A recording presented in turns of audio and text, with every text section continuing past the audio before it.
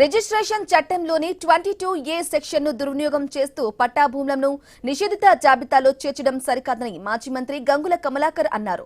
నిషేధిత జాబితాలో ఉన్న అర్హత కలిగిన పట్టా భూములను వెంటనే తొలగించి రిజిస్ట్రేషన్లకు అవకాశం కల్పించాలని డిమాండ్ చేశారు.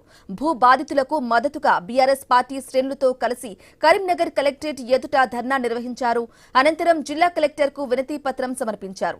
ప్రభుత్వ అసైన్డ్ దేవాదాయ వక్ఫ్ తదితర భూములు అన్యాక్రాంతం కాకుండా కాపాడేందుకు రిజిస్ట్రేషన్ చట్టం 1908లోని 22A సెక్షన్ ఉద్దేశించబడిందన్నారు. అయితే ఆ నిబంధనను ఆధారం చేసుకుని ప్రైవేటు పట్టా భూములను కూడా నిషేధిత జాబితాలో చేర్చడం వల్ల వేలాది మంది భూ యజమానులు తీవ్ర ఇబ్బందులు ఎదుర్కొంటున్నారని తెలిపారు. ఇక 22A నిబంధనల ప్రకారం నిషేధిత జాబితాలో భూములను చేర్చే ప్రక్రియను చట్టబద్ధంగా చేపట్టాల్సి ఉంటుందని పేర్కొన్నారు.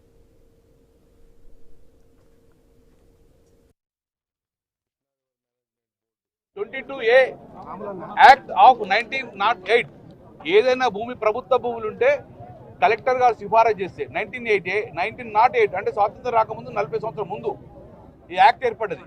ఏదైనా ప్రభుత్వ భూములు కానీ ఉంటే గిట్ట ఆ భూములన్నిటి నిషేధ జాబితాలు పెట్టాలన్నది ఒక చట్టం యొక్క ముఖ్య ఉద్దేశం. అది ఇక్కడ కరీంనగర్లో 1908 నుంచి 2023 సంవత్సరాల వరకు కూడా ఆ భూమి పట్టా భూమి. 1908 నుంచి 2023 వరకు ఈ రేకుర్తి చుట్టుపక్కల గ్రామ పంచాయతీల భూములన్నీ కూడా పట్టా భూములే ఉన్నాయి. ఎక్కడ నిషేధం జరగలేదు. కానీ కాంగ్రెస్ ప్రభుత్వం వచ్చిన తర్వాత 2023లో ఆ ఒక గ్రామం మొత్తం కూడా ఈరోజు 22Aలా పెట్టడం జరిగింది. అంటే ఈ భూములన్నీ ప్రభుత్వ భూములు అని చెప్పేసి నిషేధిత జాబితాలో పెట్టడం జరిగింది. ఆ రేకుర్తిలో ఉన్న ఒక్క గుంట భూమి కూడా ఇప్పుడు ప్రైవేట్ భూమి కాదంటున్నారు, ప్రభుత్వ భూమి అంటున్నారు.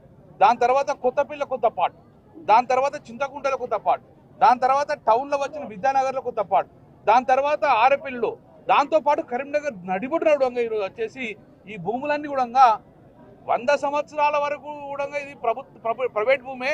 కానీ మేము వచ్చినాం కాబట్టి ఇది ప్రభుత్వ భూమి అని చెప్పేసి అన్ని కూడా సుమారు 650 దగ్గరగా 650 ఎకరాల భూమి, 650 ఎకరాల భూమిలో సుమారు 10,000 మంది బాధితులను అందరినీ కూడా ఈరోజు 22Aలో నిషేధం చేయడం జరిగింది.